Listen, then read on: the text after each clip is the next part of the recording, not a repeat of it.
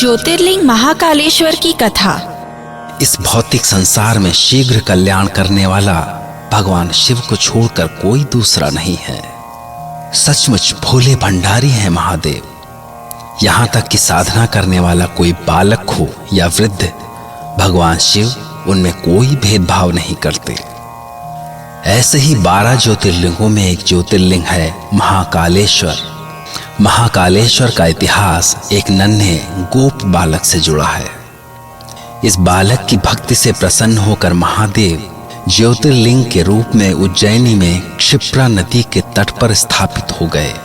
कहा जाता है कि जो भी क्षिप्रा नदी में स्नान कर ज्योतिर्लिंग महाकालेश्वर के दर्शन करता है, उसकी मनोकामना अवश्य पूरी होती है। इन महाकालेश्वर की स्थापना के संबंध में एक बड़ा ही रोचक इतिहास है। ये बात उस समय की है जब उज्जैनी में चंद्रसेन नाम का राजा राज्य करता था। राजा चंद्रसेन भगवान शिव का महान भक्त था। दूर दूर तक उसकी भक्ति की चर्चाएं हुआ करती थीं। एक दिन जब वो महादेव शिव के ध्यान में लीन था, श्रीधर नाम के एक गोप बालक की दृष्टि उस पर पड़ी। राजा चंद्रसेन को शिव की साधना करते देख उसे बड़ा कौतूहल हुआ। लौटते समय उस बालक ने रास्ते से एक पत्थर का टुकड़ा उठा लिया और घर आकर भगवान शिव के रूप में उसकी पूजा करने लगा। खेल खेल में शुरू हुई इस पूजा में वो इतना लीन हो गया कि उसे समय का ध्यान ही नहीं रहा। उसकी माँ खाने के लिए उसे बुलाने आई, पर तब भी उसका ध्यान नहीं टूटा।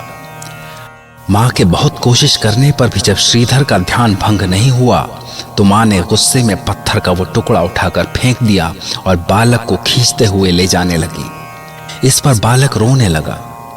वो अपने शिव को छोड़कर कहीं जाने को तैयार ही नहीं था। माँ बहुत देर तक बालक को ले जाने की कोशिश करती रही, पर सब बेकार।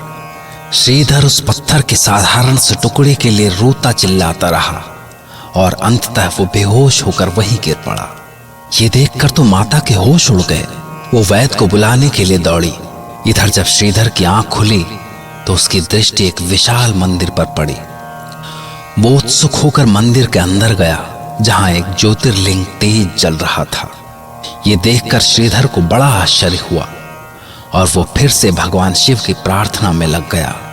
ज्योतिर्लिंग के रूप में भगवान शिव ने बालक श्रीधर को समझाया कि बालक, मैं तुम्हारी भक्ति से प्रसन्न हूं और तुम्हारी कामना पूरी करने के लिए ही यहाँ आया हूं।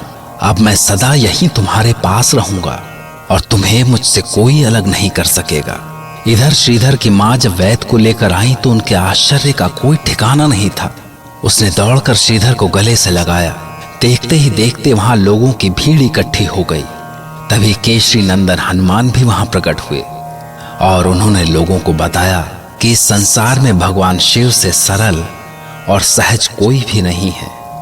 गोप बालक श्रीधर ने सच्चे हृदय से उन्हें याद किया और वे यहाँ स्थापित भी हो गए। जो फल ऋषि मुनि हजारों वर्षों की तपस्या के बाद भी नहीं पाते, वो इस बालक ने खेल खेल में ही पा लिया।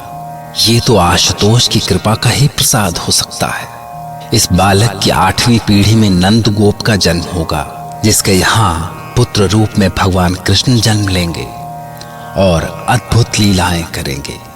महाकालेश्वर के विषय में मान्यता है कि उनके भक्तों में मृत्यु का भय सदा के लिए समाप्त हो जाता है और ज्योतिर्लिंग के दर्शन करने से अभयदान मिलता है। ओम नमः शिवाय।